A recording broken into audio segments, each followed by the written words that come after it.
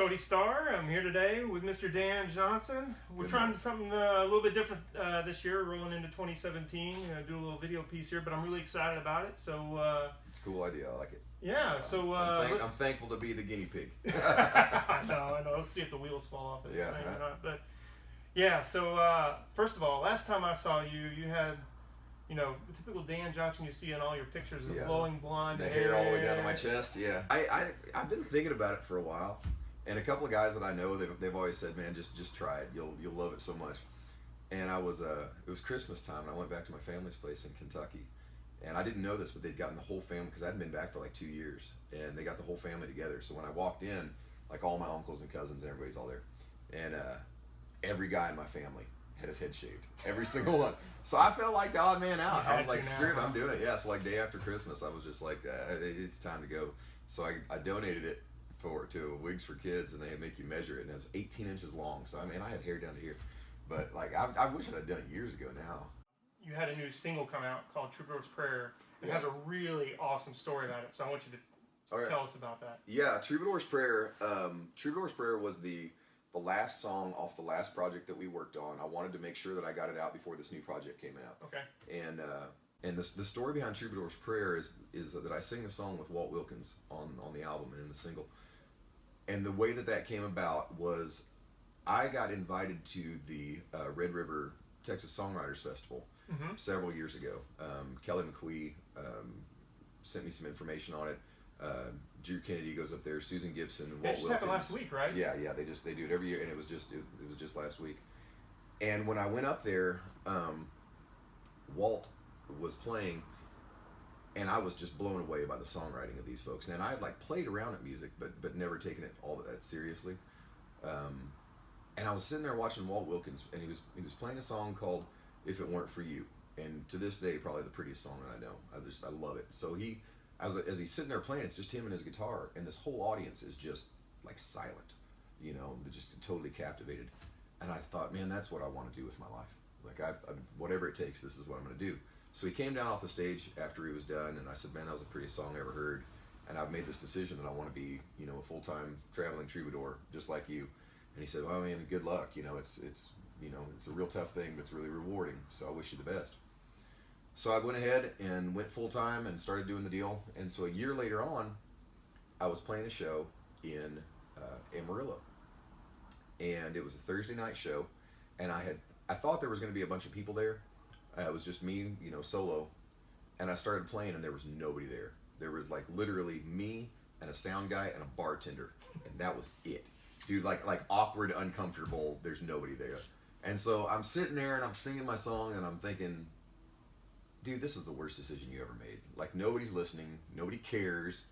You know, you're just out here trying to write your songs, and if you ever do become something, it'll be so far down the road you probably won't even be able to have the patience to do it. So I was basically just thinking the whole thing was a mistake. And I'm sitting there, and I'm still singing, I'm still in the middle of the song. And I thought back about that night in Red River and watching Walt and listening to him play. And I thought to myself, I'll bet you anything that when he started off and nobody knew who he was, he had to play to empty rooms, and he had to do all the same stuff. And then years later on, he influenced me and made such a big impact on my life that it's got to be worth it.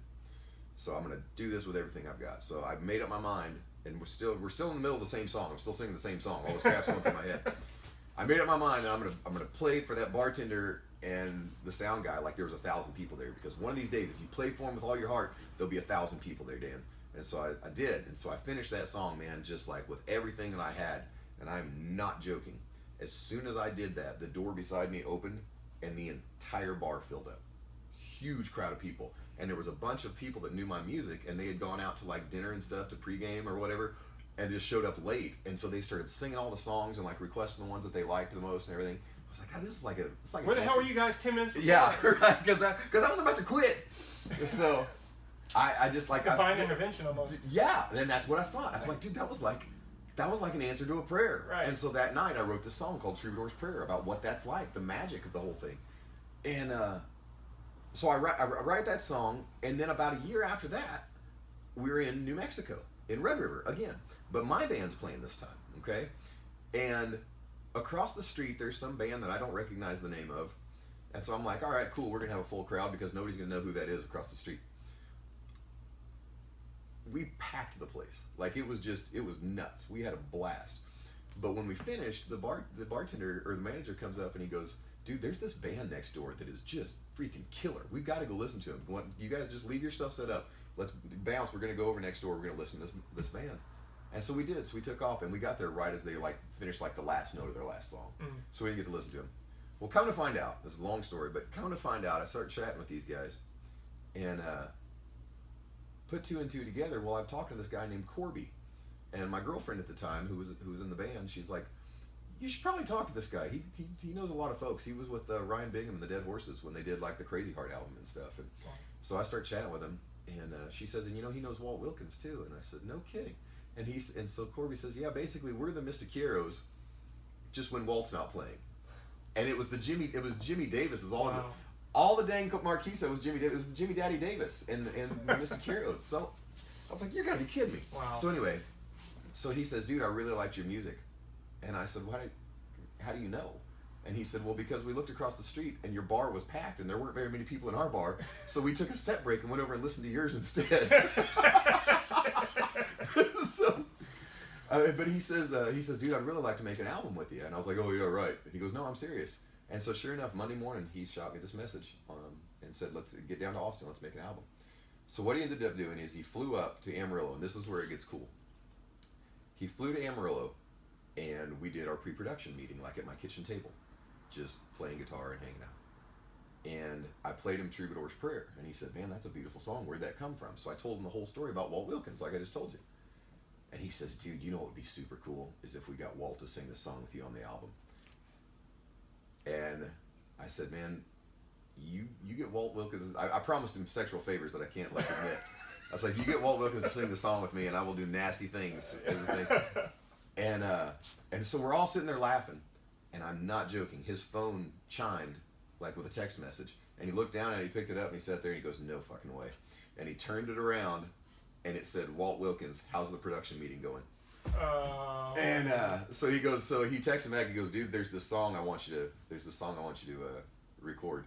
And so he sent it to Walt, and he liked it, so we got to do it. So that was the longest story you could possibly imagine for how I ended up getting to sing this song with my hero. But it turned out so cool. Like I said, I don't know how, be able to, what it must have been like to perform with your hero. Yeah. Yeah, there's very few people who have like truly influenced me as far as like something that I like as a role model, and I don't know what the hero, role model, but that guy, Walt has got so much spirituality behind what he does, and so much belief and faith in the beauty of music and songwriting that it's so influential. He's the biggest influence I'd say that I probably have.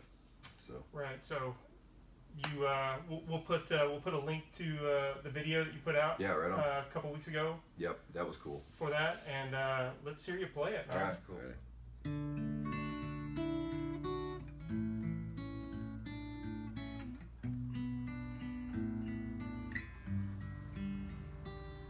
Another Friday night beneath those hot stage lights, and I'll pour my heart out song by song, try to play them all just right.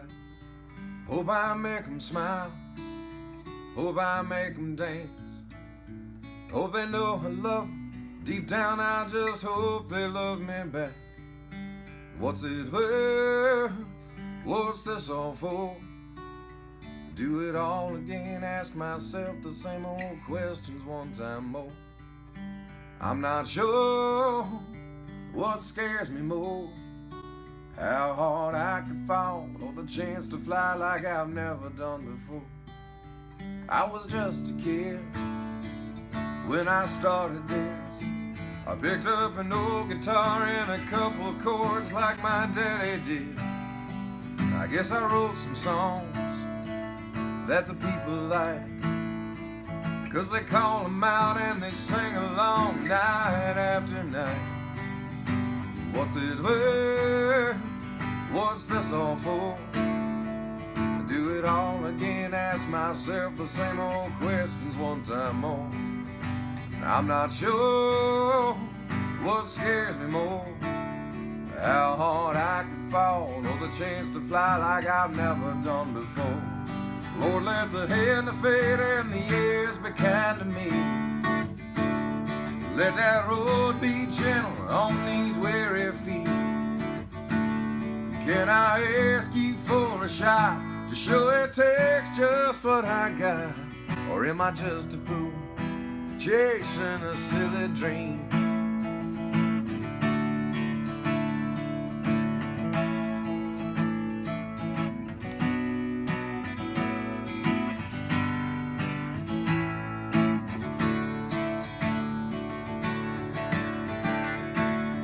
Lord, let the hand of fate and the years be kind to me. Let that road be gentle on these weary feet. Can I ask you for a shot to show it takes just what I got? Or am I just a fool chasing this silly dream?